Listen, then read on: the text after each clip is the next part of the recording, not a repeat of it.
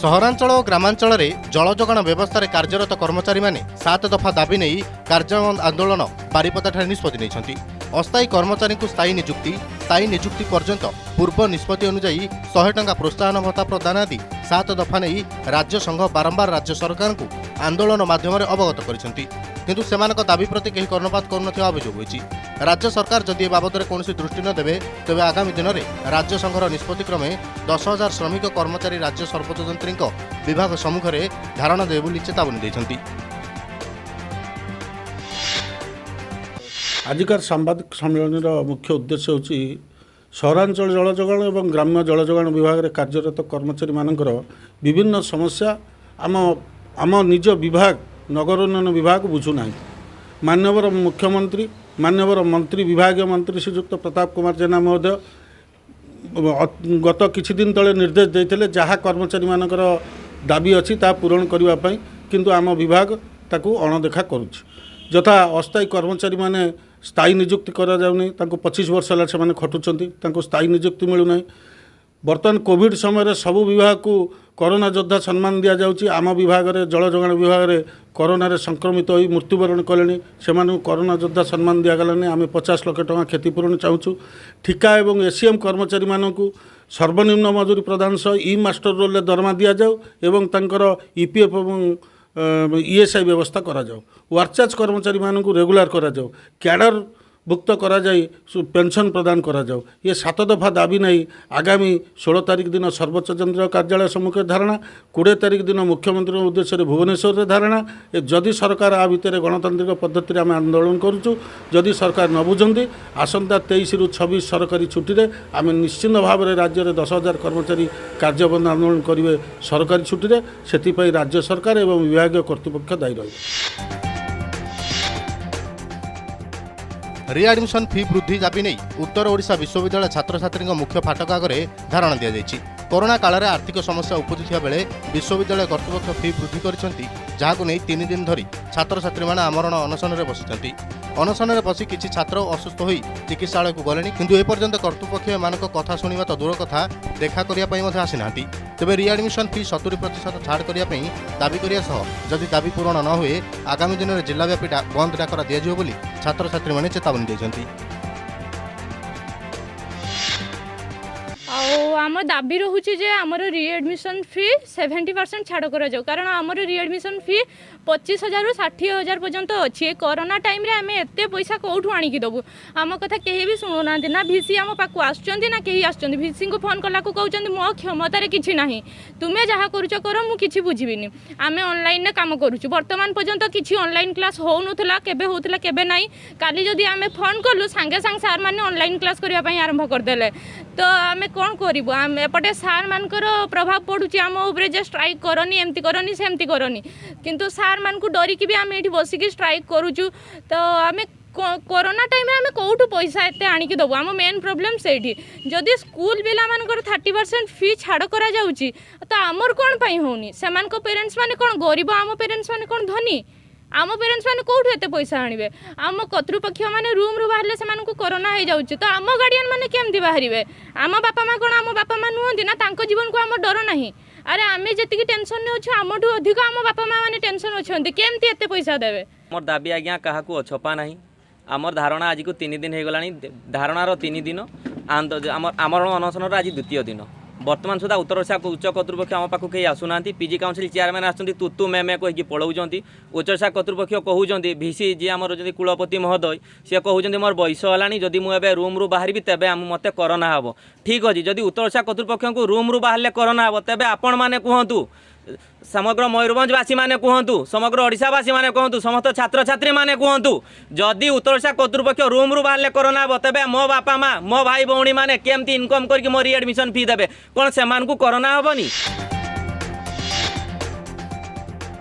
ओडिशा रे राज्य और केंद्र सरकार मिलित भाव प्रचार प्रसार और प्रतारणा करुछंती बोली दाबी करिछि ओडिशा प्रदेश कांग्रेस कमिटी।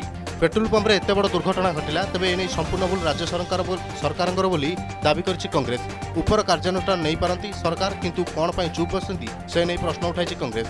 ओडिशा रे चाषी मानकर दुर्दशा बढ़िछि राज्य सरकार कालिया योजना करी धुआं बुलाउछंती चाषी को शिक्षा और रोजगार क्षेत्र में फेल मारिछंती। ए ऋणग्रस्त सरकार बोली टार्गेट करिसेंती जातीय कांग्रेस। प्रवासी श्रमिक मानकु काम जोगाई देबा पई कही कुआडे गले सरकार बोली कांग्रेस प्रश्न करिछि।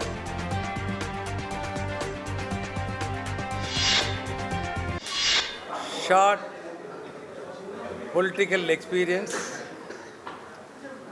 and the current political scenario has prompted me to search for the meaning of democracy. The democracy has been described as a for the people, of the people, and by the people, through elected representatives. Unfortunately, it is absent, missing in Odisha. Public representatives are accountable to the voters of the state, of their respective constituency. They are in direct contact with the voters. But unfortunately, instead of strengthening the democracy, here murder of democracy has taken place, and one or two notorious bureaucrats have taken over the administration in their hands for their self-interest.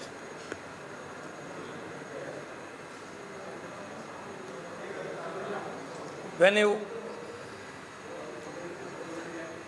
want to strengthen the democracy,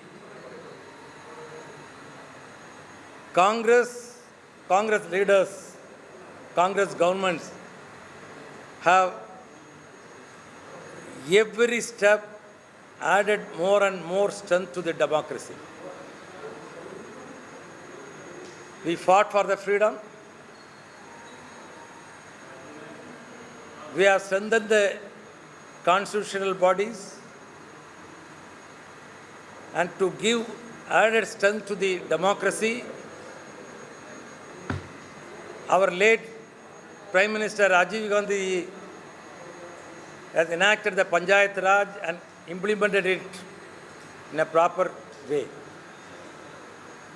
But today, in Odisha, I don't want to go into the national thing because everyone knows about it, how our Prime Minister Narendra Modi is totally dismantling the constitutional bodies. It is a long story, then I don't want to go into that, but since I want to be limited with the Odisha issues. Here, it is a mockery of democracy. No public representative is not getting an accessibility to meet the Chief Minister itself.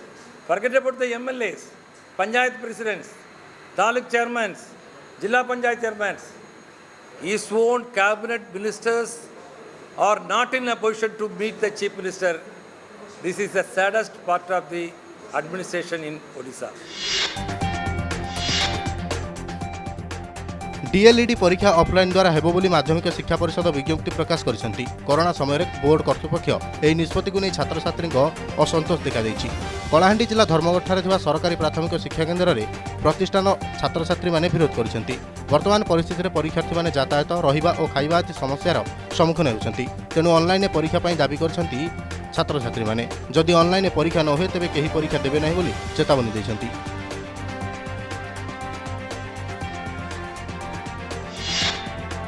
आम हूँ corona योद्धा से आम exam देमु से आम ये आम धारणा देचु जे ऑनलाइन एग्जाम करने आम धारणा देचु आदि ऑफलाइन परीक्षा हवा तो अदर डिस्ट्रिक्ट पिला माने अच्छा से माने केमिति आसीबे केनता करबे केना खाइबे केना केन न आसबे किछि तो वर्तमान तो किछि गाड़ी मोटर भी चलबार नहीं से लगे आम ऑनलाइन एग्जाम करने आम धारणा देचु आदि सरकार जदि आम धारणा नहीं मानबे आमर ताहले आम राजरास्ता के बोलामु आम दुर्गम अंचल में सुगम स्वास्थ्य सेवा जोगाई देवाई उभय केन्द्र और राज्य सरकार उद्यम केन्द्रापड़ा जिला राजनगर गुप्तिहाट ठारे आज राजनगर विधायक ध्रुवचरण साहू शुभारंभ कर बोट आम्बुलांस। यह बोट आम्बुलांस 7 गोटी पंचायतर 40,000 ऊर्ध्व लोक उपकृत हो पारे। मृत्युहार कमाइवाई बोट आम्बुलांस शुभारंभ कर आम्बुलांस मध्य रोगी मानक ऑक्सीजन ठारू समस्त प्रकार व्यवस्था कर।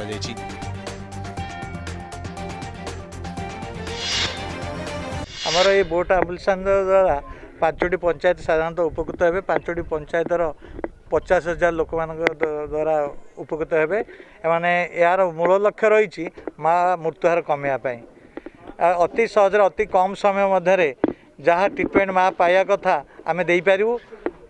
ठीक समय ठीक ट्रिटमेंट पाइले माँ मृत्युहार निश्चिंत कमियो। आम्बुलांस रे आपणकर मिनिमम ऑक्सीजन अच्छी, पल्स ऑक्सीमीटर अच्छी, सक्शन मेसीन अच्छी,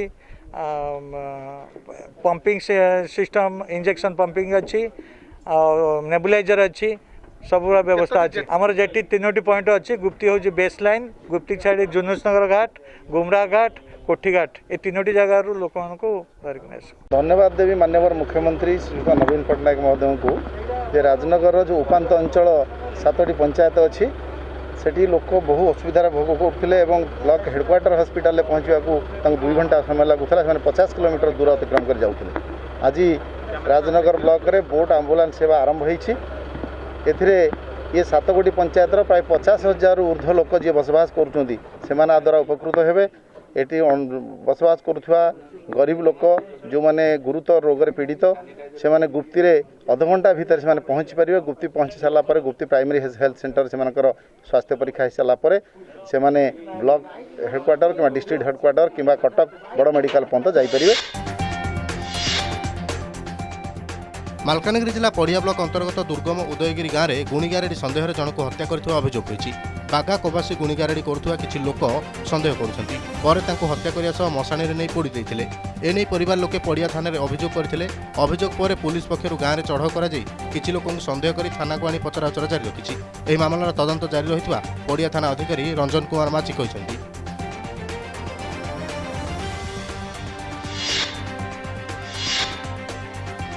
नवरंगपुर जिला कोडिंगा वनांचल प्लांटेशन जंगल में समाधान स्थल पलटि रणक्षेत्र। एथिरे फरेस्ट गार्ड उमाशंकर मिश्र मुंड फाटी जाइथिबा बेले फरेस्ट गार्ड बसंत नायक आहत होइता सूचना मिली। सूचना अनुसार संतोषपुर पंचायतर कदभटा, जानीगुड़ा, डंगरीगुड़ा, ककड़गुड़ा 4टी ग्राम सह भन्नाणुगड़ा और कुमिगुड़ा ग्रामर सीमार दीर्घ 30 वर्ष हो वन विभाग 27 एकर गछ लगाई यहां जंगल में परिणत करने चेष्टा करथिला। किंतु एबे यह विवादर मुंड टेकिछि। यार समाधान पर कोविड नियम को दृष्टि रखी समस्त 6टी ग्राम 20 जन लेखाई ग्रामवासी जंगल विभाग पक्षर 3टी फरेस्ट गार्ड, कोसिंगा रेंजर एवं तसहित कोस्मागुड़ा फरेस्टर आसी उपस्थित थिले।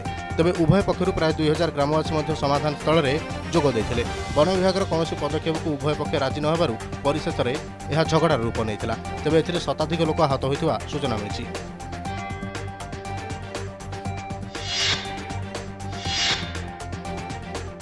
कटक जिला नरसिंहपुर थाना एएसआई मदन मोहन कार्जी कोरोना रे पीड़ित होइथिबा बेले चिकित्सित अवस्था तांकर गतकाली मृत्यु घटिछि।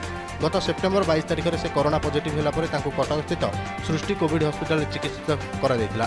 स्वर्गत काजींकर घर मयूरभंज जिला करंजिया थाना बड़देउली गाँव बोली जना पड़िछि।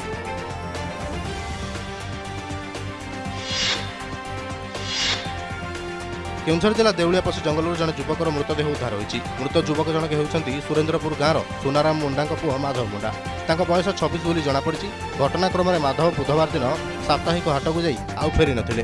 घटनार गोटे दिन पर लोक मैंने जंगल में माधवर मृतदेह देखा पाइले पर तुरुमुंगा पुलिस को खबर देते। मृतकों बेकर एक क्षत चिन्ह थिबा बेले देखा मिली। खबर पाई पुलिस घटनास्थल पहुंची शव को जबत करने सहित यार विधिवत तदंत आरंभ करिछि।